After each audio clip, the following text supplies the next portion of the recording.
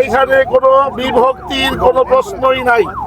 এখানে স্থানীয় বিএনপির যত নেতৃবৃন্দ আছে প্রত্যেকের প্রতি আমাদের শ্রদ্ধাবোধ আছে, শ্রদ্ধা আছে এবং সকলের দোয়া নিয়েই মাঠে নামবো।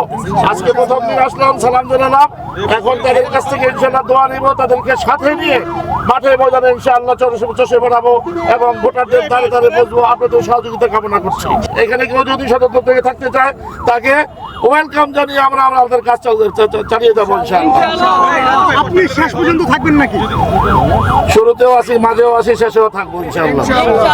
স্বতন্ত্র কেউ দাঁড়ায় তাহলে কি আপনি চ্যালেঞ্জের মুখে পড়বেন কিনা? যদি না, কোনো চ্যালেঞ্জ তো প্রশ্নই আসে না, এখানে চ্যালেঞ্জের কোনো প্রশ্নই আসে না। সে হোক যে যত বড় প্রার্থী হোক না কেন, ধানের শীষের সামনে, জমিয়তের সামনে, খেজুর গাছের সামনে আমি কাউকেই চ্যালেঞ্জের উপযুক্তই মনে করি না।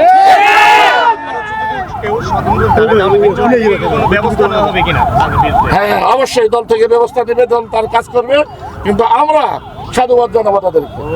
গণতান্ত্রিক দেশ, যে কোনো নাগরিক সে কি স্বতন্ত্রভাবে নির্বাচন করতে পারে, বিধায় সেই জায়গা থেকে তাকে সেই সম্মানটুকু তিনি প্রাপ্য এবং তার সাহস যোগানোর জন্য যা যা লাগে সে তাকে সুবিধা করে দেওয়ার জন্য যা যা লাগে সবটাই আমরা করবো ইনশাআল্লাহ। ধন্যবাদ। ইনশাআল্লাহ, ধন্যবাদ আপনাদের সকলকে।